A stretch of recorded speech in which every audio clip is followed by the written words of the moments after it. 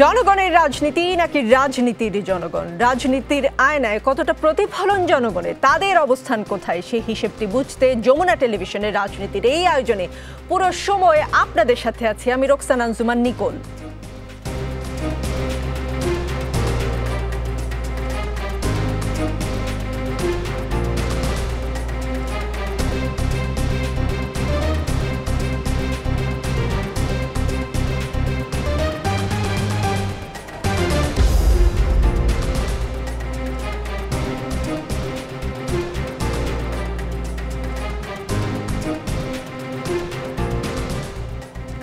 রাজনীতি আজও আমরা একটু সাজিয়েছি ভিন্নভাবে। আমাদের সঙ্গে বেশ কয়েকজন সমন্বয়ক, যে আন্দোলনটি হয়ে গেল সেই আন্দোলনের, বৈষম্য বিরোধী আন্দোলনের সমন্বয়ক থাকবার কথা ছিল, কিন্তু তারা এখন ভীষণ ব্যস্ত।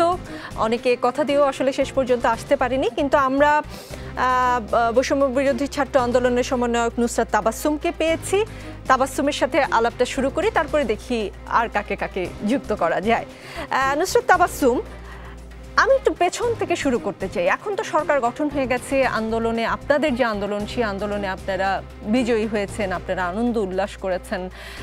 সরকার ও অন্তর্বর্তীকালীন সরকারে আপনাদের যেসব পছন্দের ব্যক্তি ছিলেন তারাই এসেছেন, যাকে প্রধান করতে চেয়েছিলেন তিনিই হয়েছেন। অনেক কিছু চলছে, আপনারা ব্যস্ত, বিভিন্ন সংস্কারের কাজে আপনারা হাত দিয়েছেন। কিন্তু আমি একটু পেছন থেকে আজকের গল্পটা একটু শুরু করতে চাই। নুসরাত, আমাকে একটু বলবেন, আমি খুব কৌতূহলী বিষয়টা জানতে, ডিবি অফিসে আপনারা যে নুডলস খাচ্ছিলেন সেই নুডলস খাওয়ার গল্পটা যদি একটু বলতেন। আরো প্রশ্ন আছে আমার এই বিষয়ে। ওখানে কোনো নুডলস ছিল না, ওটা একটা সালাদ ছিল। আমি জানি না কিভাবে খবরগুলো বাইরে এসেছে বা ভিডিওতে কীভাবে দেখা গেছে, কিন্তু কথা হচ্ছে যে আমরা ওখানে খাইনি, আমাদেরকে জোর করে খাওয়ানো হয়েছে, জোর করে খাওয়ার ছবি ভিডিও করা হয়েছে। ডিবি অফিসের ভেতর থেকে আপনারা যে সমস্ত ভিডিও ক্লিপ বা যে কোনো যা ছবি যা দেখেছেন, আমাদের স্টেটমেন্ট, আমাদের ভিডিও স্টেটমেন্ট, আমাদের খাওয়ার ছবি, সব কিছুই আসলে ভয়ভীতির মাধ্যমে হয়েছে। ওখানে আমরা ছিলাম কেপ্টেড, আমরা ওখানে ছিলাম বন্দিকে দিয়ে মানুষ আসলে যা খুশি তাই করিয়ে নিতে পারে। ভয়ভীতি কিরকম দেখাতো, মানে কি বলতো আসলে, যে না খেলে কি হবে? না খেলে কি হবে এরকমভাবে তো আসলে বলে না, কিন্তু বিষয়টা হচ্ছে আপনি যখন মাঝরাতে আপনাকে তুলে নিয়ে যাবে, আপনার পরিবার থেকে আপনাকে বিচ্ছিন্ন করবে, পুরো দেশ থেকে আপনার যোগাযোগ বন্ধ হয়ে যাবে, এবং সেখানে আপনি কখন ছাড়া পাবেন, আদৌ পাবেন কিনা, এগুলো আপনি জানতে পারছেন না। এই জিনিসটা, এই আবহটাই আসলে যথেষ্ট ভীতিকর। জি, আপনাকে তো দুদিন পর, আমি যদি ভুল না করে থাকি, দুদিন পর তুলে নিয়ে যাওয়া হলো। কি হয়েছিল, মানে ওই ঘটনাটা যদি বলতেন। আপনি কি জানতেন যে আপনি ডিবি অফিসে যাচ্ছেন, মানে আপনাকে যখন নিয়ে গেল?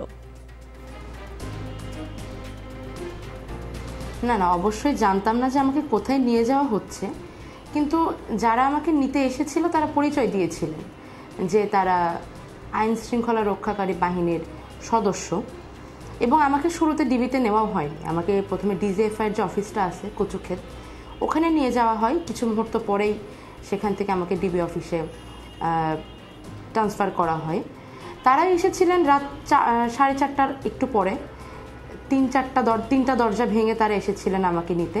অ্যান্ড তাদের কাছে কোনো ওয়ারেন্ট ছিল না। আমি জিজ্ঞেস করেছিলাম যে আমাকে নিয়ে যেতে এসেছেন, আমাকে কি গ্রেফতার করা হচ্ছে, আপনাদের কাছে কি অ্যারেস্ট ওয়ারেন্ট আছে? তারা বলেছিলেন যে আমরা আপনাকে নিয়ে যাব, আপনি যদি ওয়ারেন্ট ছাড়া যেতে না চান তাহলে ওয়ারেন্ট আনিয়ে নিয়ে যাব।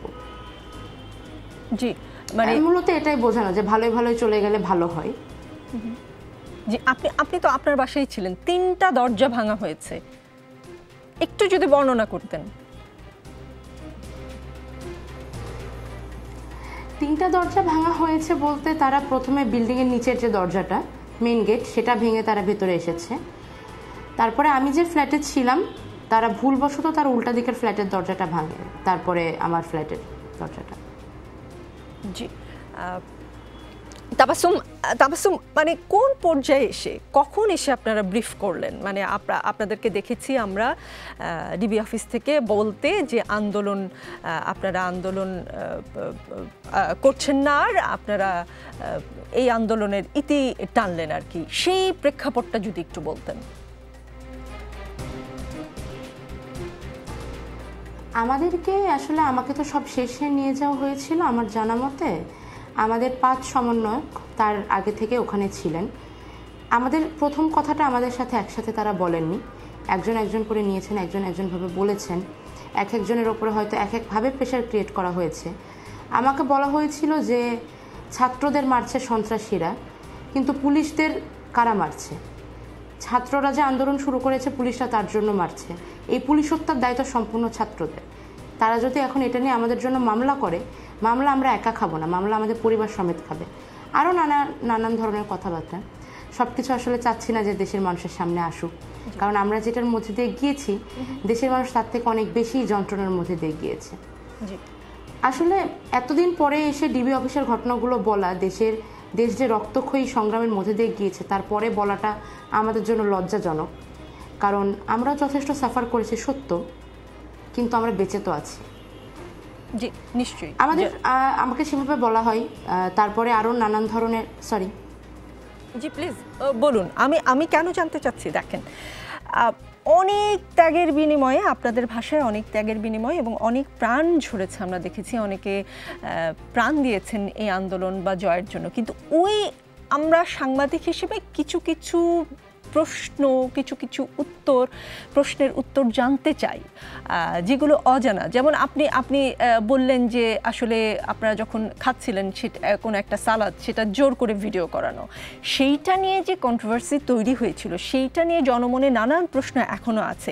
অজানা সেই প্রশ্নগুলোর উত্তর খুঁজে দেওয়া দর্শকের জন্যই কিন্তু আমি আপনাকে সেই উদ্দেশ্যে প্রশ্ন করছি। অবশ্যই আপনি যতটুকু বলতে চাইছেন ততটুকুই আমি শুনতে চাই। আসলে ভেতরের না জানা কথাগুলো বললে মনে হয় অনেক কিছু পরিষ্কার হবে তাবাসসুম, সেই জন্য প্রশ্ন করা। অনশন আপনারা করলেন, একসময় অনশনের কথা শুনলাম, বেরিয়ে এসে বললেন যে আপনারা প্রায় 30-32 ঘন্টার মতো অনশনে ছিলেন। সেই অনশনের সিদ্ধান্ত কিভাবে নিলেন? আপনারা কি একজন আরেকজনের সঙ্গে কথা বলতে পারতেন?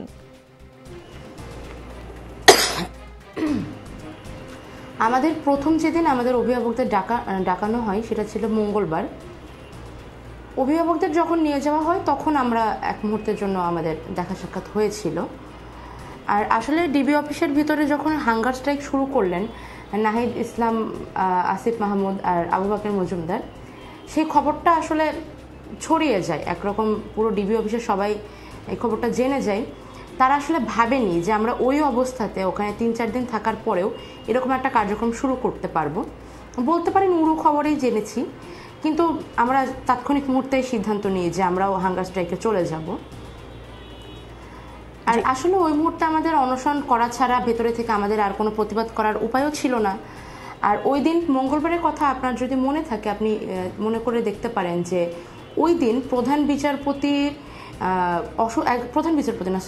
একজন বিচারপতি অসুস্থ থাকার কারণে আমাদেরকে ছেড়ে দেওয়ার ব্যাপারে যে রিটটা করা হয় সেটার হিয়ারিংটা হয়নি, এবং নতুন কোনো হিয়ারিংয়ের ডেটও ঘোষণা করা হয়নি।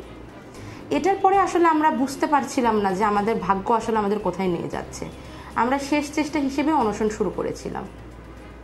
জি, অনেকে বলেন ফেসবুকে, মানে সামাজিক যোগাযোগ মাধ্যমে ছবি এসেছে, আপনিও নিশ্চয়ই জানেন, আপনি ডিবি কার্যালয় থেকে বের হয়ে নিশ্চয়ই জানতে পেরেছেন যে আপনাদের যে ব্রিফিংটা চলছিল, যে ব্রিফিংয়ে আপনারা বলেছিলেন যে আন্দোলনের ইতি টানছি, সেখানে সার্জিস আলম সহ আরও কয়েকজন সাইন ল্যাঙ্গুয়েজ, হাতের ইশারায় কোনো সাইন ল্যাঙ্গুয়েজ দিয়ে কিছু একটা বোঝাতে চাচ্ছিলেন।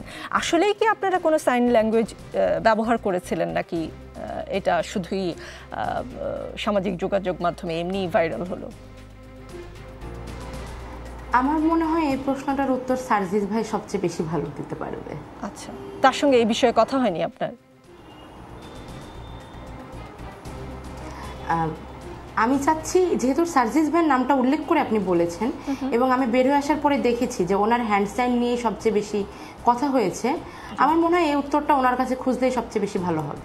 নিশ্চয়ই। তাবাসসুম, হাসিব আল ইসলাম আছেন আমাদের সঙ্গে, তার সঙ্গে আমি একটু কথা বলতে চাই। হাসিব আল ইসলাম বৈষম্য বিরোধী ছাত্র আন্দোলনের আরেক সমন্বয়ক। হাসিব আল ইসলাম, আপনার অভিজ্ঞতা জানতে চাই, সাথে এটাও জানতে চাই, ইন্টারনেট কিন্তু বন্ধ করে দেওয়া হয়েছিল, তারপরে আপনারা একে অপরের সঙ্গে কিভাবে যোগাযোগ রাখতেন? মনে হতো যে সারা বাংলাদেশে আপনাদের একটা নেটওয়ার্ক আছে, সেটা আসলে কি ছিল?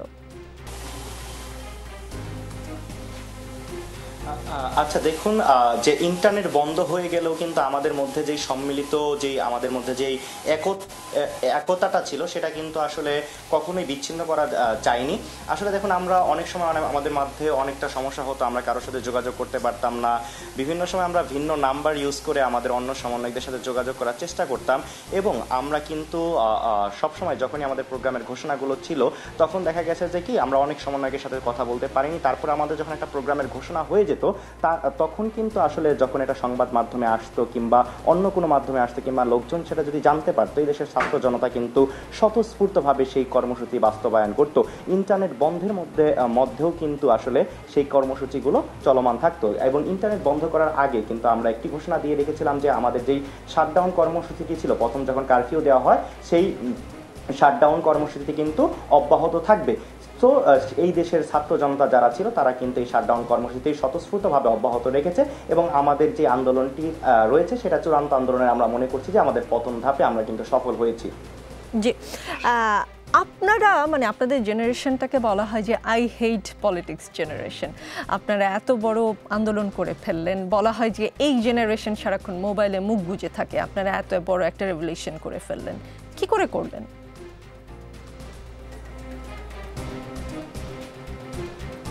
আচ্ছা দেখুন, যে আই হেট পলিটিক্স বলতে আসলে যে পুরনো আমলে যে সেকেলে রাজনৈতিক আধিপত্য বিস্তার কিংবা দখলদারিত্ব, চাঁদাবাজি থেকে শুরু করে যে একটা নষ্ট রাজনীতি বাংলাদেশে প্রচলিত ছিল, সেই রাজনীতিকে এই জেনারেশন কিন্তু হেট করে।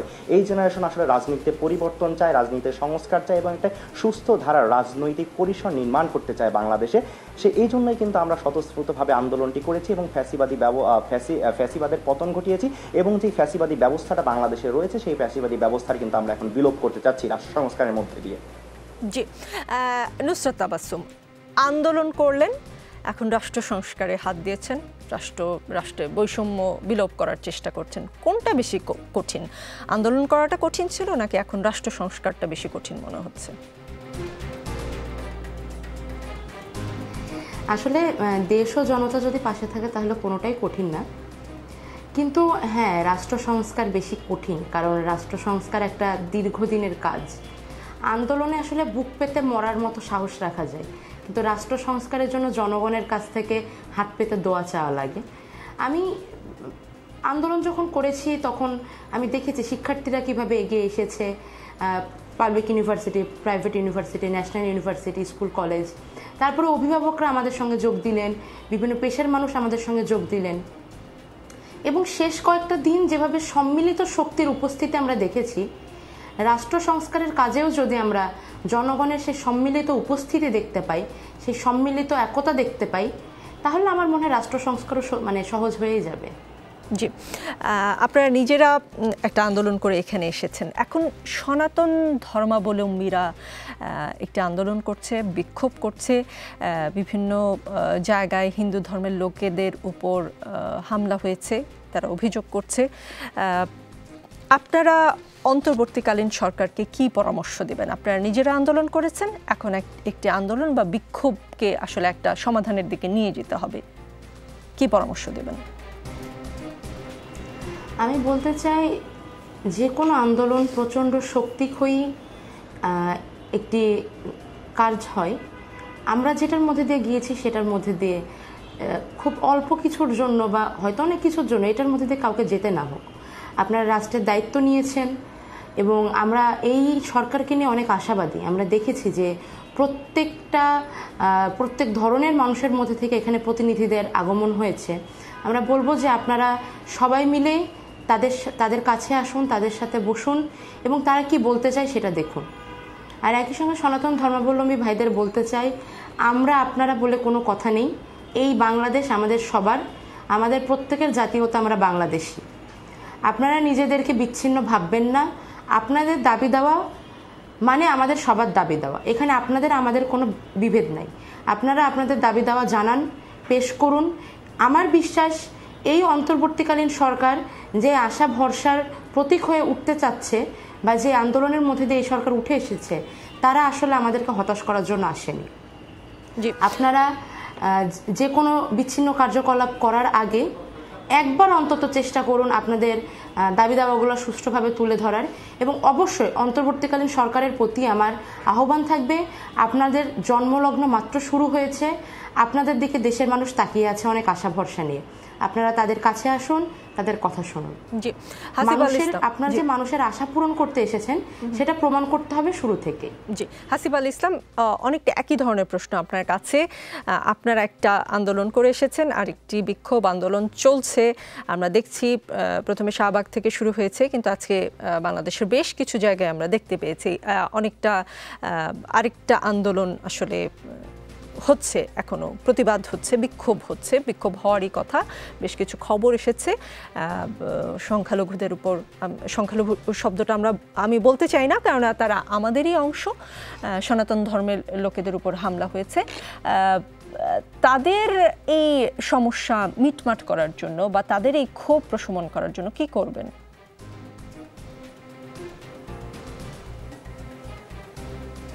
দেখুন, বৈষম্য বিরোধী ছাত্র আন্দোলন কিন্তু শুরু থেকেই, যখনই আমরা একটা ছাত্র জনতার অভ্যুত্থান হয়েছে এবং ফ্যাসিবাদের পতন হয়েছে, এরপর থেকেই কিন্তু আমরা বারবার বলে আসছি এবং আমাদের বৈষম্য বিরোধী ছাত্র আন্দোলনের সাথে সম্পৃক্ত সকল ছাত্র জনতাকে কিন্তু আহ্বান জানিয়েছি যে আপনাদের এলাকার কিংবা আপনাদের পাড়া মহল্লা, উপজেলা পর্যায়ে, জেলা পর্যায়ে এবং জাতীয় পর্যায়ে যে সকল মন্দিরগুলো রয়েছে সেই সকল মন্দিরগুলো নিরাপত্তা নিশ্চিত করুন। এরপরও যেহেতু শেখ হাসিনার পতন হয়েছে, কিন্তু তার যেই আওয়ামী লীগ বা যুবলীগের সন্ত্রাসী বাহিনী রয়েছে সেগুলো কিন্তু এখনো রয়ে গেছে। সুতরাং তারা চাইবে যে দেশটাতে মসজিদ মন্দিরে হামলা করে একটা সাম্প্রদায়িক দাঙ্গা সৃষ্টি করে আমাদেরকে প্রশ্নবিদ্ধ করার, যে আমাদের যে চূড়ান্ত বিজয় আছে সেই চূড়ান্ত বিজয়ের উদ্দেশ্যকে প্রশ্নবিদ্ধ করার জন্যই কিন্তু তারা এই সকল হামলাগুলো চালাবে। সে ব্যাপারে বৈষম্য বিরোধী ছাত্র আন্দোলনের সকল পর্যায়ে সকল ছাত্র জনতাকে আহ্বান জানানো হয়েছিল যাতে তারা মসজিদ মন্দিরের নিরাপত্তা নিশ্চিত করে।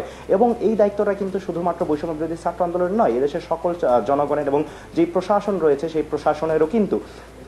এরপরও কিন্তু দেখবেন যে আমরা আমাদের জায়গা থেকে কিন্তু আমরা চাই যে একটি সম্প্রীতির বাংলাদেশ হোক, যেখানে আসলে কাউকে হিন্দু, মুসলমান কিংবা ধর্মের দোহাই দিয়ে কাউকে পরিচয় দেওয়া হবে না। এই দেশের মানুষের পরিচয় থাকবে এবং ধর্ম, মত, বর্ণ নির্বিশেষে সকলের সমান মর্যাদা নিশ্চিত হবে। এবং আমরা চাই যে মানবিক মর্যাদার দিক থেকে, আমি এটা বিশ্বাস করি এবং আমরা বিশ্বাস করি যে মানবিক মর্যাদার দিক থেকে ধর্ম, বর্ণ, রাজনৈতিক মতাদর্শের ঊর্ধ্বে গিয়ে হচ্ছে সবার কাছে মানবিক যে অধিকারটা রয়েছে, মানবিক যে মর্যাদা রয়েছে সেটা সকলের সমান মর্যাদা। এরপর আমি আরেকটি বিষয় বলতে চাই, সেটা হচ্ছে যে আমরা বৈষম্য বিরোধী ছাত্র আন্দোলন যখনই সরকার গঠন হয়েছে, এরপরে কিন্তু আমরা ছাত্র প্রতিনিধিরা যারা আছি আমরা কিন্তু ঢাকেশ্বরী মন্দির পরিদর্শন করেছি, পূজা উদযাপন কমিটির সাথে কিন্তু আমরা বৈঠক করেছি, কিভাবে যে এই চলমান যে একটা সংকট এবং সার্বিক পরিস্থিতি নিয়ে কিন্তু আমরা মত বিনিময় করেছি। এরপরে যখন আমরা দেখতে পেলাম যে শাহবাগে আমাদের সনাতনী যে সকল ভাইরা আন্দোলন করছে, তাদের আন্দোলনকেও কিন্তু আমরা মানে নীতিগত অবস্থান থেকে যৌক্তিক মনে করছি যে আসলে কিন্তু এটা হওয়া উচিত না।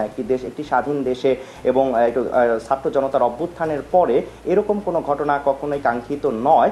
এরপরে কিন্তু আমরা সেখানে শাহবাগে আমাদের ছাত্র প্রতিনিধি যারা আছে বৈষম্য বিরোধী ছাত্র আন্দোলনের সমন্বয়ক সহ আমরা কিন্তু অনেকেই গিয়েছি এবং তাদের কাছে শুনতে চেয়েছি তাদের আসলে দাবিগুলো কি। সেই দাবিগুলো নিয়ে কিন্তু আমাদের যে উপদেষ্টা সরকার গঠিত হয়েছে, অন্তর্বর্তীকালীন সরকার গঠিত হয়েছে, তাদের কাছে সেই দাবিগুলো পৌঁছে দেওয়ার জন্য কিন্তু আমরা কাজ করে যাচ্ছি এবং দফায় দফায় তাদের সাথে কিন্তু আমরা আলোচনা করছি ইন্টারনালি। এবং আমরা চাচ্ছি যে বাংলাদেশ গড়ে উঠুক সম্প্রীতির বাংলাদেশ। সকল ধর্মের বাংলাদেশে যেমন হিজাব থাকবে, যেমন মাদ্রাসা থাকবে, সেভাবে মসজিদ থাকবে, মন্দির থাকবে, যেভাবে আজানের ধ্বনি থাকবে সেভাবে হচ্ছে শাঁখের ধ্বনিও থাকবে, সেভাবে ভাস্কর্যও কিন্তু এই বাংলাদেশে থাকবে। একই প্রশ্ন আমি দুজনকেই করতে চাই। দুজন, প্রথমে নুসরাত প্লিজ উত্তর দিবেন। আপনাদের অভিযোগ ছিল যে আগে বিরুদ্ধ মতের কাউকে রাজাকার বা শিবির ট্যাগ দেওয়া হতো, এখন দেখতে পাচ্ছি আপনাদের সাথে মতবিরোধ হলে অনেকেই তাদেরকে দালাল ট্যাগ দিয়ে যাচ্ছে। এই ট্যাগিংয়ের কালচার যদি বন্ধ না হয়, আপনারা বৈষম্য বিরোধী আন্দোলন করেছেন, তাহলে ফলাফলটা কি হলো? নুসরাত। আচ্ছা, ট্যাগ দেওয়ার ব্যাপারটা এরকম যে যেটা না তাকে তার ওপরে সেই পরিচয়টা চাপিয়ে দেওয়া। সকলের প্রতি আমার আহ্বান থাকবে, পরিচয় সম্পর্কে নিশ্চিত না হয়ে কাউকে কোনো ট্যাগ দিবেন না। আমরা অবশ্যই তর্কের ঊর্ধ্বে না, আমাদের অনেক ভুলভ্রান্তি, আমরা অনেক ছোট, অনেক ক্ষুদ্র, আমাদের সমালোচনা করুন, আমাদের ভুল ধরুন, কিন্তু অবশ্যই সেটা কনস্ট্রাকটিভ ওয়েতে, ডিস্ট্রাকটিভ ওয়েতে না। আমাদের ভুল ধরুন, সমালোচনা করুন আমাদের শুধরে দেওয়ার জন্য, আমাদেরকে অনুৎসাহিত করার জন্য না। আমাদের পাশে থাকুন, আমাদের সাহায্য করুন। আমরা চেষ্টা করব রাষ্ট্র সংস্কারের যে বৃহৎ দায়িত্ব ছাত্র জনতা কাঁধে তুলে নিয়েছে সেটা যেন আমরা সম্পন্ন করতে পারি। আর একই সঙ্গে আরেকটা বিষয় থাকে বিরুদ্ধ মত। আমি এই জিনিসটা অস্বীকার করব না যে বিরুদ্ধ মতের নামে প্রোপাগান্ডা এবং গুজবের রীতিমতো ঝড় বয়ে যাচ্ছে দেশের ওপর দিয়ে। সেক্ষেত্রে আমার অনুরোধ থাকবে আপনাদের কাছে, যে কোনো কিছু বিশ্বাস করার আগে আপনারা দয়া করে একটু পরীক্ষা করে নেবেন, একটু যাচাই বাছাই করে নেবেন যে কোন তথ্যটা সঠিক, কোন তথ্যটা ভুল। গত কয়েকদিনে দেশে গুজবের যেই প্রবল তাণ্ডব আমরা দেখেছি সেটাও কোনো সহিংসতা থেকে কোনো অংশে কম নয়।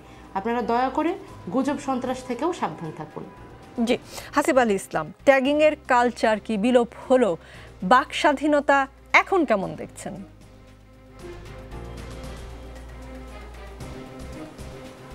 জি, এখন আমরা দেখতে পাচ্ছি যে সকলের কিন্তু বাক স্বাধীনতা, কিন্তু সকলেই তার মত প্রকাশ করতে পারছে। এবং ট্যাগিং যে ব্যাপারটা বলছেন সেটা হচ্ছে যে আসলে দালাল বলতে আসলে ট্যাগিং করা অনেক সময় কি হচ্ছে আমি সেটা বলতে চাই না।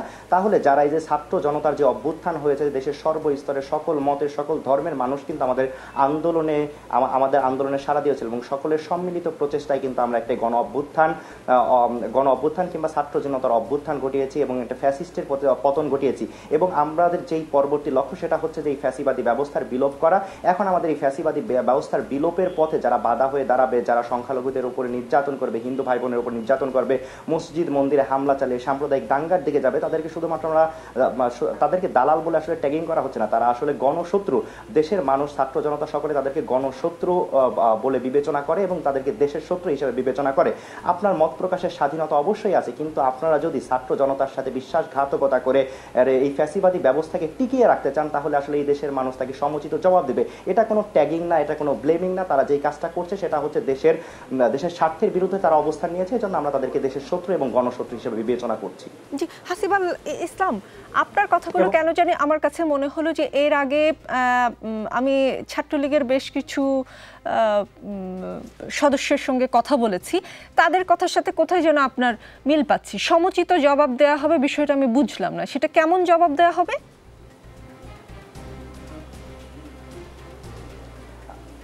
দেখুন, সমুচিত জবাব দেওয়া বলতে আসলে আমি বলছি যে শান্তিপূর্ণভাবে তাদের এটাকে প্রতিরোধ করা হবে বা প্রতিহত করা হবে।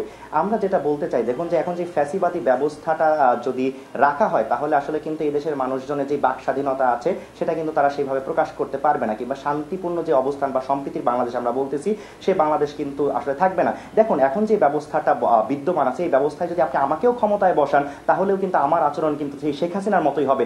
আমরা চাচ্ছি না যে এই যে ব্যবস্থাটা আছে ফ্যাসিবাদী ব্যবস্থা, সেই ব্যবস্থাটা আসলে থাকুক। এই ব্যবস্থাটা যদি পরিবর্তন করা যায় এবং যৌক্তিক সংস্কার করা যায়, তাহলে ক্ষমতায় যেই আসুক না কেন সেই কিন্তু স্বাধীনভাবে মত প্রকাশ করতে পারবে এবং একটি সম্প্রীতির বাংলাদেশ গড়ে উঠবে, একটি শান্তির বাংলাদেশ গড়ে উঠবে। সুতরাং আমরা চাচ্ছি যে এই ফ্যাসিবাদী ব্যবস্থার বিলোপ ঘটাতে, যাতে করে সকলেই স্বাধীনভাবে মত প্রকাশ করতে পারবে এবং তার ধর্মচর্চা করতে পারবে এবং সে একটি শান্তিপূর্ণ বাংলাদেশে বসবাস করতে পারবে। জি, সকল মতামতের প্রতি, সকলের আদর্শের প্রতি সম্মান জানানোটাই আসলে আমার মনে হয় যে বাক স্বাধীনতার প্রধান এবং প্রধানতম শর্ত। জি, নুসরাত তাবাসসুম, রাষ্ট্র সংস্কার করতে চেয়েছেন আপনারা, বৈষম্য বিলোপ করতে চেয়েছেন এবং কাজ শুরু হয়ে গেছে। আপনাদের দুজন প্রতিনিধি আছেন এই উপদেষ্টাদের মধ্যে, তারা উপদেষ্টা হিসেবে আছেন। আজকে বিভিন্ন জায়গায় দেখলাম তারা যে বক্তব্য দিয়েছেন গণমাধ্যমে এসেছে। বর্তমান সরকারের উপদেষ্টারা কি তাদের সম্পদের বিবরণ জনসম্মুখে প্রকাশ করবেন? আপনারা কি সেই দাবি জানাবেন? তাহলে তারা যখন ক্ষমতা আসলে ছেড়ে দিবেন বা অন্য কারো কাছে হ্যান্ডওভার করবেন, তখন আমরা হিসাবটা একটু মিলিয়ে দেখতে পারতাম যে এই সময়ের মধ্যে সম্পদের হেরফের কি হলো। কারণ এগুলোর বিরুদ্ধেও তো আপনারা প্রতিবাদ করেছেন। এখন আপনার কি মনে হয় না যে উচিত উপদেষ্টাদের সবার সামনে তাদের সম্পদের হিসাব নিকাশ প্রকাশ করা? দেখুন, বিষয়টা হচ্ছে আপনারা সবাই নিশ্চয়ই ওই প্রবাদের সঙ্গে পরিচিত যে বজ্র আটুনি ফসকায় গেল। একটা চারা গাছ মাত্র লাগানো হয়েছে, এখনই যদি তাকে ফল প্রসব করতে হয় তাহলে আসলে গাছটা বড় হবে না। কিন্তু হ্যাঁ, জনতা যদি মনে করে, জনতার প্রশ্ন করার অধিকার রয়েছে, আমাদের প্রশ্ন করার অধিকার রয়েছে, জনতা যদি মনে করে যে বর্তমান সরকারের প্রতিনিধিত্ব করছে যে উপদেষ্টারা তারা যথেষ্ট বিশ্বাসযোগ্য নয়, তাহলে সেক্ষেত্রে তারা প্রশ্ন তুলতেই পারে। আমরা এই ধরনের জনতাই চাই যারা প্রশ্ন তুলবে। এই জনতাই যদি গত 16 বছরে প্রশ্ন তুলতো তাহলে যে রাক্ষস পতন দেখতে হয়েছে বাংলাদেশে, সেই দিনটা এভাবে আমাদের সামনে আসতো না, এত রক্তক্ষয়ী হতো না। কিন্তু দেরিতে হলেও জনতা যদি এখন সে কাজটা করতে চায় তারা স্বাগত। কিন্তু বিষয়টা হচ্ছে, দেখুন, ডক্টর ইউনূস ওনার কি দুর্নীতি করে অর্থ সংগ্রহের প্রয়োজন আছে বলে আপনাদের মনে হয়? আমি জনগণকে বলবো, আমি প্রশ্নটা একটু যদি থামতেন, আমি প্রশ্নটা আবার করি। আপনি বোধহয় বিষয়টা বুঝতে পারেননি। আমি বলছি এখন আজকের দিনে তাদের সম্পদের হিসাব এবং তারা যতদিন ক্ষমতায় থাকলেন, শুধু কেবল ডক্টর ইউনূসই তো উপদেষ্টা নন, তিনি তো প্রধান উপদেষ্টা, আরও তো 16 জন উপদেষ্টা আছেন।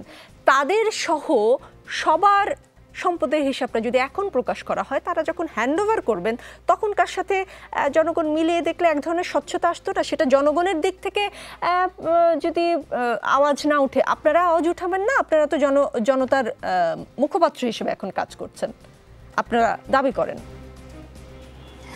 আমরা আসলে জনতার মুখপাত্র হিসেবে কাজ করছি না, কিন্তু ছাত্র জনতার মুখপাত্র হিসেবে এই দাবি যদি সামনে আসে, আমরা শুধু চেষ্টা করছি। ছাত্র জনতা যা চাইবে, নাগরিক সমাজ যেটা চাইবে, বাংলাদেশ সেভাবেই মানে চলবে আর কি। এখন আমি জনতার মধ্যে থেকে আসলে কত % লোক এই প্রশ্নটা করতে চাই আমি জানি না, কিন্তু যদি তারা করতে চায় তাহলে হ্যাঁ, অবশ্যই, কেন নয়। জি, স্বচ্ছতা সব জায়গায় দরকার। জি, স্বচ্ছতা সব জায়গায় দরকার। হাসিব আল ইসলাম, যে রাজপথে ছাত্রছাত্রীরা ঢিল ছুঁড়েছে পুলিশের গায়ে, পুলিশ পাল্টা গুলি, টিয়ার শেল বা সাউন্ড গ্রেনেড ছুঁড়েছে, সেই পথে আজকে দু একটি জায়গায় চোখে পড়লো যে পুলিশের সঙ্গে একই সঙ্গে শিক্ষার্থীরা ট্রাফিক কন্ট্রোল করছে। চিত্রটা পুরোপুরি বিপরীত। পুলিশ এখনও সব থানায় পুলিশ ফিরে যেতে পারেনি। আপনাদের বোধহয় আরেকটু সহযোগিতা প্রয়োজন কিনা, আপনি মনে করেন কিনা যে পুলিশকে তার ডিউটিতে বা স্বাভাবিক অবস্থায় ফিরিয়ে আনার জন্য আপনাদের দিক থেকে আরেকটু অ্যাক্টিভ আপনারা হবেন কিনা?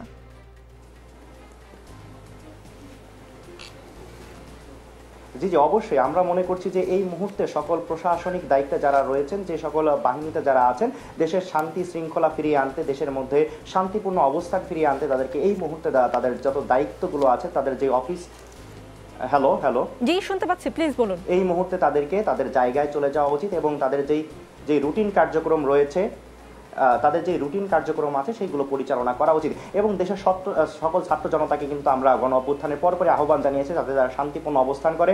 এবং প্রশাসনকে কিন্তু আপনারা দেখতে পাবেন যে বিভিন্ন জেলায়, উপজেলা পর্যায়ে যারা বৈষম্যবিরোধী ছাত্র আন্দোলনের সাথে সম্পৃক্ত ছিল, তারা কিন্তু উপজেলা প্রশাসন বরাবর ইউনো থেকে শুরু করে ডিসি স্যারদের সঙ্গেও কিন্তু তারা বৈঠক করেছে এবং কিভাবে দেশের মধ্যে শান্তি শৃঙ্খলা ফিরিয়ে আনা যায় এবং প্রশাসনকে কিভাবে সহযোগিতা করা যায় সে ব্যাপারে কিন্তু তারা আলোচনা করে যাচ্ছে। এবং আমরা কিন্তু সবসময় সচেতন আছি কিভাবে দেশের মধ্যে শান্তি শৃঙ্খলা এবং আইন মানে প্রশাসনের যারা দায়িত্বরত আছেন তাদেরকে কিভাবে সাহায্য করা যায় সে ব্যাপারে কিন্তু আমরা এখনো সচেতন আছি এবং আমরা আমাদের সহযোগিতামূলক মনোভাব কিন্তু আমরা প্রকাশ করে যাচ্ছি।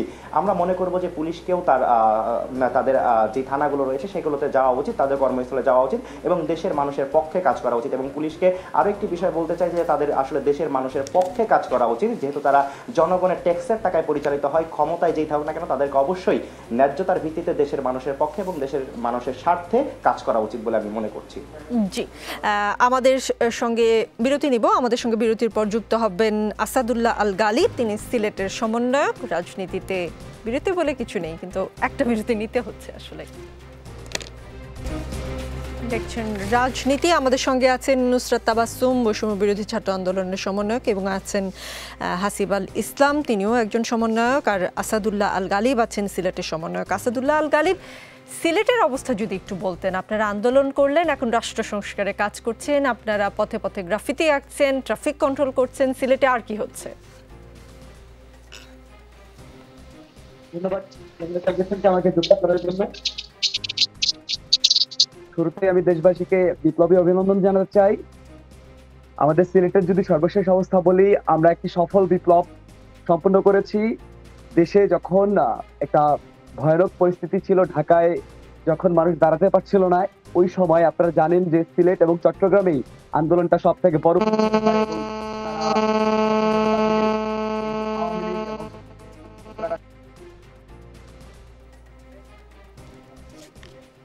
কালিবকে শুনতে পাচ্ছি আমরা?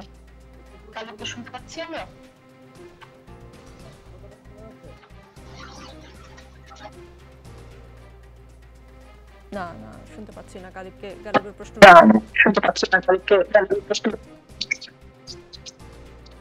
আচ্ছা, গালিবের কাছে একটু পরে যাচ্ছি। জি, হাসিব আল ইসলাম, বলা হচ্ছিল যে আজকে সাবেক প্রধানমন্ত্রী অনেকদিন পর নীরবতা ভাঙলেন এবং তিনি ক্ষমতাচ্যুতির জন্য যুক্তরাষ্ট্রকে দায়ী করেছেন। এটি ভারতের একটি গণমাধ্যমে এসেছে এবং তিনি বলেছেন, তার বার্তায় তিনি বলেছেন, আমি যদি যুক্তরাষ্ট্রের হাতে সেন্ট মার্টিন ও বঙ্গোপসাগর ছেড়ে দিতাম তাহলে ক্ষমতায় থাকতে পারতাম। হাসিব আল ইসলাম, আপনারা আন্দোলনের জয় পেয়েছেন, বলা হচ্ছে যে সেন্ট মার্টিন বঙ্গোপসাগর এবার যুক্তরাষ্ট্র নিয়ে নেবে। ঘটনা কি বলুন তো, আপনারা কিছু জানেন?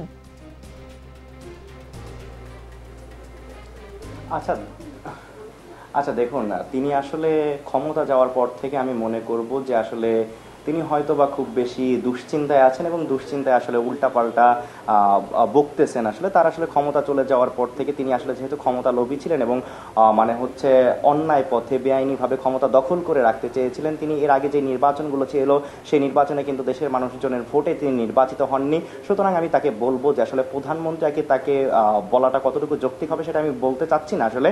সো তিনি আসলে যেহেতু ক্ষমতাটা জোর করে ধরে রেখেছিলেন, সো আসলে ক্ষমতাটা যাওয়ার পরে তিনি কিছুটা হতাশাগ্রস্ত হয়েছেন এবং দুশ্চিন্তাগ্রস্ত হয়েছেন। সো এই দুশ্চিন্তায় তার মাথা থেকে তার মাথা হয়তো বা কাজ করছে না, এর জন্য তিনি উল্টাপাল্টা বকতেছেন।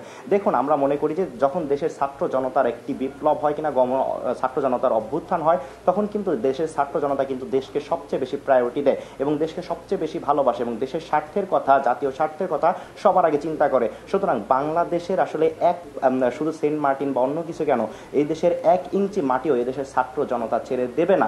কিংবা বহির্বিশ্ব যদি বাংলাদেশের দিকে তাকায় এবং তারা যদি বাংলাদেশের ভূখণ্ড কেড়ে নিতে যায়, আমি মনে করি বাংলাদেশের ছাত্র জনতা যেভাবে শেখ হাসিনার মতো একটি ফ্যাসিস্টকে যেভাবে উৎখাত করেছে, তারা ওই বহির্বিশ্ব কিংবা অন্য কোনো পরাশক্তি যদি বাংলাদেশের দিকে হাত বাড়ায়, তাহলে কিন্তু এই দেশের ছাত্র জনতা কিন্তু তাদেরও সমুচিত জবাব দেবে এবং সেই হাতকে কিন্তু ভেঙে দিতে বাংলাদেশের ছাত্র জনতা প্রস্তুত আছে। এবং বাংলাদেশের ছাত্র জনতা দেশের জাতীয় স্বার্থ রক্ষার্থে এবং দেশের সার্বভৌমত্ব টিকিয়ে রাখতে সর্বদাই যে কোনো সিদ্ধান্ত গ্রহণে, যে কোনো অবস্থায়, যে কোনো রক্ত দিতে কিন্তু তারা প্রস্তুত আছে বলে আমি মনে করছি। সুতরাং আসলে বাংলাদেশের মানুষের প্রতি আমি বলতে চাই, কোনো বিচলিত হওয়ার কোনো কারণ নেই।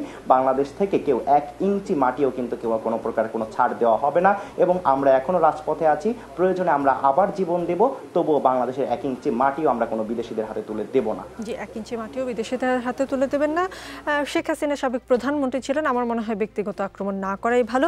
নুসরাত তাবাসসুম, আন্দোলনের এক পর্যায়ে ঢাকা বিশ্ববিদ্যালয়ের হল বন্ধ হয়ে গেল, ক্যাম্পাস শাহবাগে কেউ নেই। তখন দেখা গেল যে কুড়িল বিশ্ব রোডে ইস্ট ওয়েস্ট ইউনিভার্সিটির সামনে হাজার হাজার শিক্ষার্থী আন্দোলনটাকে তারা আবার বেগবান করলো। আপনাদের সঙ্গে বেসরকারি বিশ্ববিদ্যালয়ের যারা সমন্বয়ক ছিলেন তাদের যোগাযোগটা এখনো আগের মতো দৃঢ় আছে তো?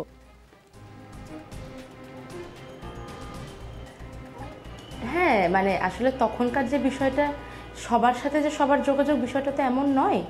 দেখা যাচ্ছে আমরা ফেসবুক গ্রুপে যে আপডেটগুলো দিতাম সেগুলো সবাই জানতে পারতো। যখন ইন্টারনেট বন্ধ হয়ে গেল তখন আমরা ট্রাই করতাম কোনো একজনের কাছে, একজন থেকে একজন, সে আরও কয়েকজনকে এভাবে যোগাযোগগুলো রাখতে। হ্যাঁ, সবার সাথে সবার যোগাযোগ রয়েছে। তাদের মতামতকে গুরুত্ব পাচ্ছে সমানভাবেই আপনাদের মতো? দেখুন, প্রাইভেট ইউনিভার্সিটি, আসলে আমাদের এই আন্দোলনটা তো গণ অভ্যুত্থানের রূপ নিয়েছিল। গণ অভ্যুত্থান যখন হয় তখন সেখানে আসলে জনগণ মুখ্য হয়ে যায়। আমরা ছাত্ররাও তো জনগণের অংশ। এত বৃহৎ জনগোষ্ঠীর সকলের সাথে সকলের অংশীদারিত্ব বজায় রাখা খুবই কঠিন। আপনারা দেখবেন একটা আলাপ উঠছে যে 6 জনকে ডিবি ধরে নিয়ে গেল, তার মধ্যে 2 জন উপদেষ্টা পরিষদে আসলেন, একজন নারী ছিল, তিনি কেন আসলেন না? এরকম অনেক কিছু বিষয়, এ নিয়ে কিন্তু আমার কোনো অভিযোগ নেই, কিন্তু দেশের মানুষের চোখে অনেক প্রশ্ন, অনেক ধরনের অভিযোগ। ভালো, তারা প্রশ্নগুলো করতে থাকুন, আলোচনাগুলো হতে থাকুন।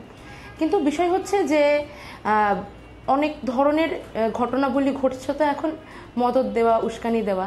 তবে আমি বলতে চাই এখান থেকে আসলেই হয়তো আলোচনা একটু কম হয়েছে, কিন্তু পাবলিক ইউনিভার্সিটিগুলো যদি হৃৎপিণ্ডের মতো কাজ করে থাকে, তাহলে প্রাইভেট ইউনিভার্সিটিগুলো এই আন্দোলনের মেরুদণ্ড হিসেবে কাজ করেছে।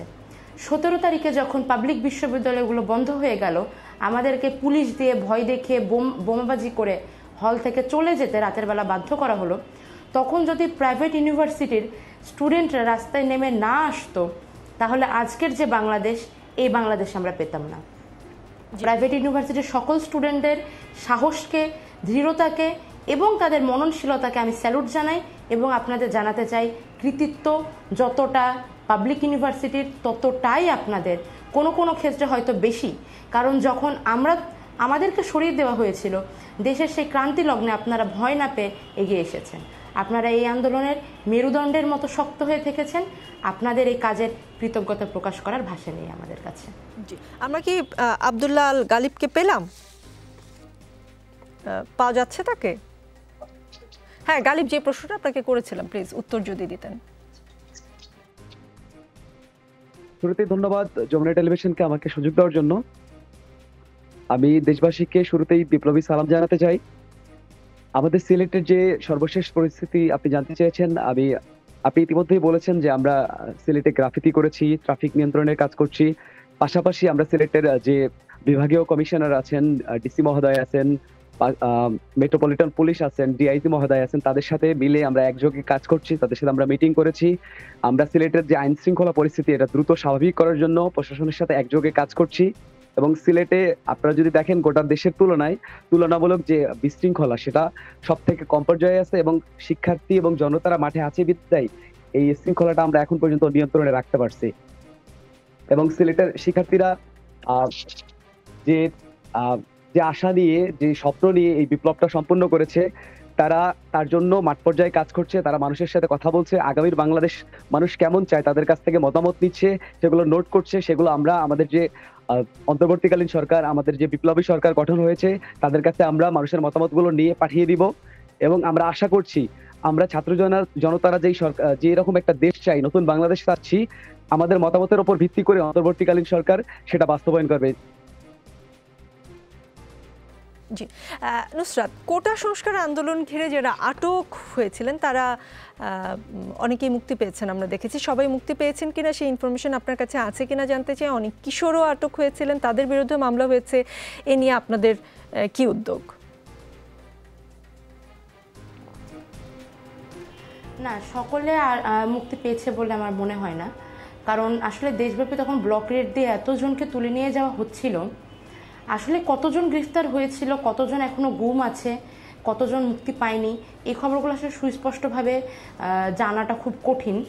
আর তাছাড়া ঘটনা যেভাবে একের পর এক চোখের পলকে পৃষ্ঠা পাল্টেছে, তাতে এই বিষয়টা ভেরিফাই করা খুব টাফ। কিন্তু আমি আমাদের অন্তর্বর্তীকালীন সরকারের স্বরাষ্ট্র বিষয়ক উপদেষ্টা যিনি আছেন, ব্রিগেডিয়ার সাখাওয়াত হোসেন, উনি এবং একই সঙ্গে আইন শৃঙ্খলা রক্ষাকারী বাহিনীর যারা যারা আছেন, তাদের কাছে অনুরোধ জানাবো, আপনারা এই গণ অভ্যুত্থানকে সম্মান রেখে যত দ্রুত সম্ভব হয় এই বিষয়গুলোর একটা সুরাহা টানুন। জি, হাসিব আল ইসলাম, গতকাল প্রধান বিচারপতি পদত্যাগ দাবিতে আপনারা আন্দোলন করেছেন, আমরা এবং শেষ পর্যন্ত আপনাদের দাবি মেনে প্রধান বিচারপতি নিয়োগ দেওয়া হয়েছে আপনাদের পছন্দ অনুযায়ী।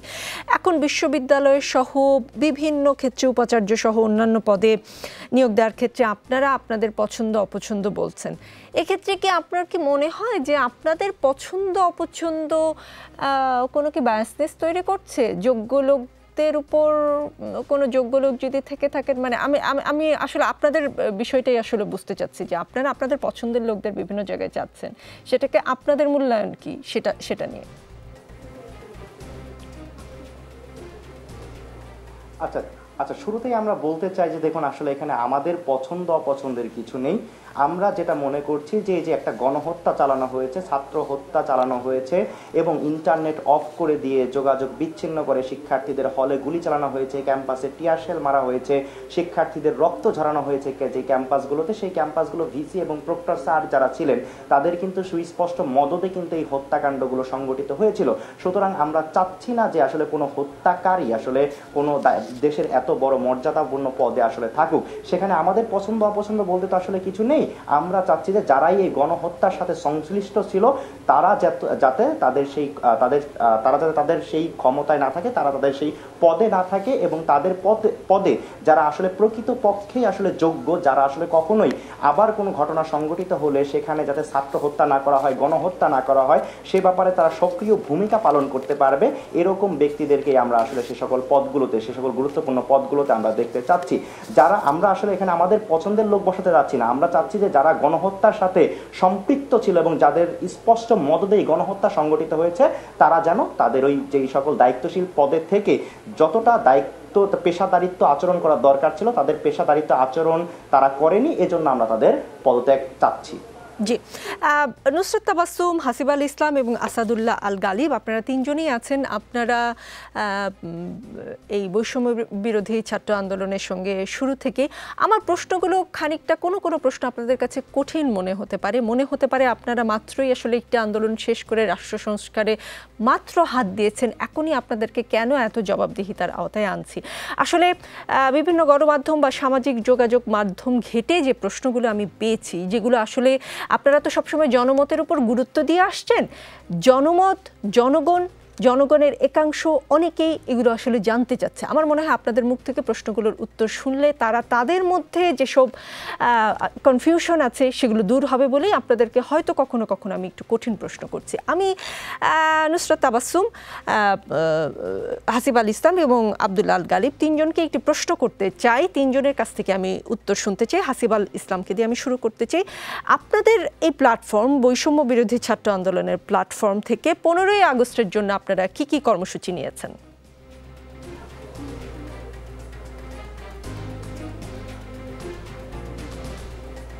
দেখুন, দেশের মানে হচ্ছে কি, দেশের ইতিহাসে আমরা যেটা দেখতে পাই যে 15ই আগস্টে কিন্তু আমাদের যে স্বাধীনতার যে রূপকার ছিলেন জাতির জনক বঙ্গবন্ধু শেখ মুজিবুর রহমান সহ তাদের পরিবারকে কিন্তু আসলে হত্যা করা হয়েছিল এবং আমরা এখন পর্যন্ত আমাদের দেশে এই দিনটিকে আসলে শোক দিবস হিসেবে পালন করা হয় এবং 15ই আগস্টে যেই মানে হচ্ছে একটা হত্যাকাণ্ড সংঘটিত হয়েছিল সেই হত্যাকাণ্ডের জন্য আমরা আসলে গভীরভাবে ব্যথিত। বাংলাদেশে যাতে আর কখনোই এরকম কোনো হত্যাকাণ্ড সংঘটিত না হয় সে ব্যাপারে আমরা দেশের মানুষকে সচেতন করতে চাই এবং সর্বস্তরের মানুষকে আমরা জানাতে চাই যে তাদের সাথে ঘটে যাওয়া যেই ঘটনাটা হয়েছে, যেই হত্যাকাণ্ড সংঘটিত হয়েছিল, সেজন্য আমরা আসলে আন্তরিকভাবে ব্যথিত এবং আমরা দুঃখ প্রকাশ করছি এবং আমরা শোক পালন করছি।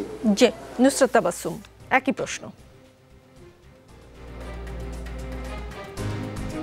15ই আগস্ট জাতীয় শোক দিবস উপলক্ষে অন্তর্বর্তীকালীন সরকার কী ধরনের পরিকল্পনা করছেন সেটা তো তারা বলতে পারবেন। আর বৈষম্য বিরোধী ছাত্র আন্দোলনের কর্মসূচিগুলো যদি আপনি দেখে থাকেন, আমরা আসলে যখন আন্দোলনের মধ্যে ছিলাম যে কোনো কর্মসূচির আগেই জানানো হতো এবং কিছুক্ষণ আগে জানানো হতো। তো 15ই আগস্টে শোক দিবসে বৈষম্য বিরোধী ছাত্র আন্দোলনের প্ল্যাটফর্ম থেকে কোনো কর্মসূচি থাকছে নাকি থাকছে না সেটা তো আমরা কেন্দ্রীয় বিবৃতির মাধ্যমে আপনাদের জানিয়েই দিব। কিন্তু এই মুহূর্তে আমরা বলতে চাই যে কোনো জাতীয় দিবস, যে কোনো জাতীয় ঘটনা এবং সর্বোপরি জাতির জনক বঙ্গবন্ধু শেখ মুজিবুর রহমান তিনি মুক্তিযুদ্ধের সময় এবং তার পূর্বে তারপরে দেশের জন্য যা করে গিয়েছেন তার প্রতি আমাদের সম্পূর্ণ শ্রদ্ধা রয়েছে। আমরা বারবার বলেছি যে আমাদের এই আন্দোলন বৈষম্যের বিরুদ্ধে, অন্যায়ের বিরুদ্ধে। সেই বৈষম্য কে করলো, সেই অন্যায় কে করলো আমরা সেটা দেখতে চাই না, আমরা সমতার কাজ করতে চাই। একই সঙ্গে কোনো গোষ্ঠীর প্রতি কোনো বিদ্বেষ রাখা, কোনো প্রতিশোধ পরায়ণতা করা বা ঈর্ষার কারণে কোনো ধরনের সহিংসতা করা আমাদের উদ্দেশ্য না। আমরা অবশ্যই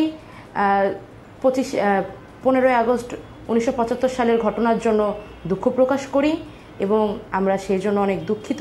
আমরা দেশের মানুষকে আমার ছোট ভাই হাসিব যেভাবে বলল, আমরা সচেতন করতে চাই, একই সঙ্গে বলতে চাই যেই ঘটনা আমার দেশের সাথে হয়ে গিয়েছে তেমন ঘটনা আর কখনো পুনরাবৃত্তি না ঘটুক।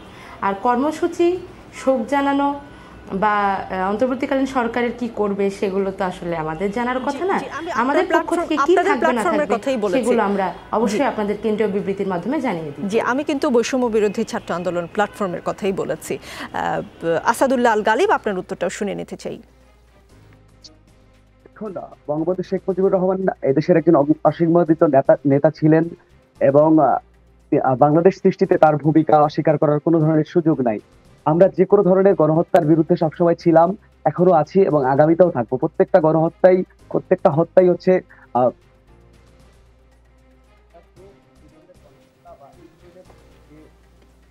আমরা কখনোই চাই না। আমরা এর জন্য ব্যথিত। বৈষম্য বিরোধী ছাত্র আন্দোলনের পক্ষ থেকে কোনো কর্মসূচি রাখা হবে কিনা এই বিষয়ে এখন পর্যন্ত সিদ্ধান্ত হয়নি। তো এই সিদ্ধান্ত আসলে আমি বলে দিতে পারি না, এটা হচ্ছে আমাদের সম্মিলিত সিদ্ধান্ত হবে। আমরা কি ধরনের কর্মসূচি রাখবো এটা আমরা সবাই মিলে আলোচনা করে এটা আপনাদের জানিয়ে দিব। জি, নিশ্চয়ই। হাসিব আল ইসলাম, আবারও কি নাম পরিবর্তনের কালচার শুরু হয়ে গেল কিনা? আমরা দেখেছি 15 বছর আগে সব জায়গা থেকে জিয়াউর রহমানের নাম সরাতে, এখন আবার আপনাদের মনোনীত উপদেষ্টা আজকে বললেন যে শেখ হাসিনার নাম সরিয়ে দেওয়া হবে। বিষয়টা কেমন হলো আপনার দৃষ্টিতে?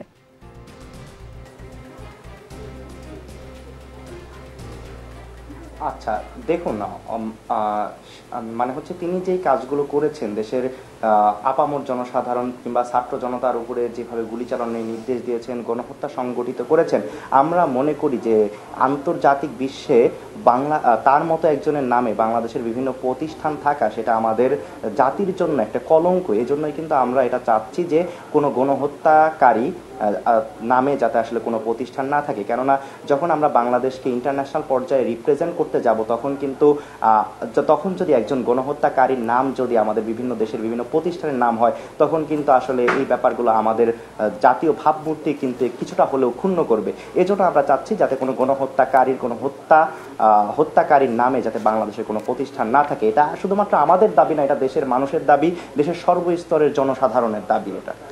জি, আমি অনুষ্ঠানের একদমই শেষ পর্যায়ে আমি প্রত্যেককে আপনাদের নিজের মতো করে, আপনারা যদি দর্শককে, যমুনা টেলিভিশনের দর্শক এবং যারা সেটের সামনে বসে আছেন তাদের উদ্দেশ্যে কিছু বলতে চান, আমি একটু করে সময় দিতে চাই। আব্দুল আল গালিব, আপনি শুরু করুন প্লিজ।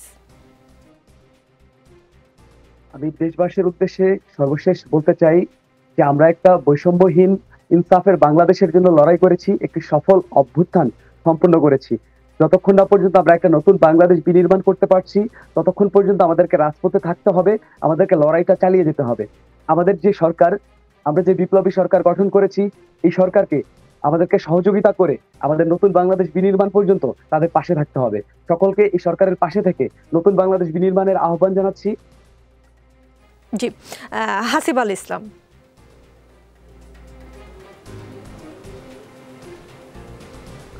দেখুন, যখন ইন্টারনেট বন্ধ করে দেওয়া হয়েছিল, বিভিন্ন টিভিতে আমরা জানতে পেরেছি যে তাদের যে রেগুলার সম্প্রচার ছিল সেই সম্প্রচারে বিভিন্ন সময় নিষেধাজ্ঞা দেওয়া ছিল, তখনও কিন্তু আমরা দেখতে পেয়েছি যে যমুনা টেলিভিশন তখন শিক্ষার্থীরা যে সকল আন্দোলনগুলো করছিল সেই আন্দোলনগুলোকে তারা যথাযথভাবে দেশের মানুষের সামনে উপস্থাপন করেছে, বিশ্বের মানুষের সামনে উপস্থাপন করেছে। বস্তুনিষ্ঠ সংবাদ প্রচারণায় যমুনা টেলিভিশন কিন্তু সর্বদাই কাজ করে যাচ্ছে এবং আমরা চাইবো যে যমুনা টেলিভিশন যেভাবে দেশের সংকট মুহূর্তে এসে সত্য এবং বস্তুনিষ্ঠ সাংবাদিকতার পরিচয় দিয়েছে এবং তাদের পেশাদারিত্বের পরিচয় দিয়েছে এবং তারা সত্য ঘটনাকে দেশের মানুষের সামনে, দেশের বাইরের মানুষের সামনে, গোটা বিশ্বের সামনে যেভাবে সত্য ঘটনা উপস্থাপন করে দিয়েছে, তাদের এই যে সত্য ঘটনা প্রচারের কারণে কিন্তু আমরা মনে করছি যে আমাদের প্রথম যেই ধাপটা ছিল বিজয়ের, সেই ধাপটা কিন্তু আমাদের জন্য অনেকটাই সহজ করে দিয়েছে সেই ধাপটা অর্জন করতে। সো আমরা নতুন বাংলাদেশেও চাইবো যে যমুনা টেলিভিশন আগে যেভাবে সত্য সংবাদ প্রচার করে দেশের জনসাধারণের কাছে মানে হচ্ছে যমুনা টেলিভিশন একটি ভালোবাসার নাম, একটি আস্থার নাম হয়ে আছে, সেইভাবে আমরা চাইবো যে দেশের সকল টেলিভিশনই যাতে বস্তুনিষ্ঠ এবং সত্য সংবাদ প্রচার করে এবং দেশের মানুষের আস্থাটা ধরে রাখে। গণমাধ্যমের উপর যেই মানুষের যে অবিশ্বাসটা ছিল সেটা যমুনা টেলিভিশন কিছুটা হলেও কাটাতে পেরেছে। আমরা মনে করব যে ভবিষ্যতে যমুনা টেলিভিশনের মতো সকল সংবাদ মাধ্যমে কিন্তু দেশের মানুষের আস্থায় পরিণত হবে। জি হাসিব, অনেক ধন্যবাদ। যমুনা টেলিভিশন বরাবরের মতোই সকল প্রশ্নের, দর্শকের সকল প্রশ্নের উত্তর খোঁজার চেষ্টা করে এবং সাদাকে সাদা, কালোকে কালোই বলবে। নুসরাত তাবাসসুম, ছোট করে আপনার কোনো বার্তা যদি পৌঁছে দিতে চান। আমার এই মুহূর্তে দেশবাসীর কাছে শুধু একটা কথাই বলার আছে, এই জুলাই বিপ্লব এই জিনিসটা প্রমাণ করে দিয়েছে যে একতার থেকে বড় কোনো শক্তি নাই। আপনারা এক থাকুন, নিজেদের মধ্যে বিভাজন হতে দেবেন না। আমরা সবাই এক। আমার দেশের মধ্যে আপনার, আমার, তার এই ধরনের কোনো বিভাজন যেন না হয়। সাম্প্রদায়িকতা, সন্ত্রাস, অনেক ধরনের ঘটনাবলী আমাদের সামনে আসতে পারে, কিন্তু দিন শেষে আমরা সবাই বাংলাদেশের মাটিতে জন্ম নিয়েছি, বাংলাদেশের মাটিতে আমাদের শেষ নিঃশ্বাস বয়ে যাবে। এই জন্য সবাই এক থাকুন, একতা বজায় রাখুন এবং রাজপথে যে কোনো সময় আসার জন্য প্রস্তুত থাকুন। জি, অনেক ধন্যবাদ। জি, অনেক ধন্যবাদ তিনজনকেই। ভালোবাসি বাংলাদেশ, বাংলাদেশ ভালো থাকুক। আগামী বৃহস্পতিবার রাত 9টায় আবারও দেখা হবে।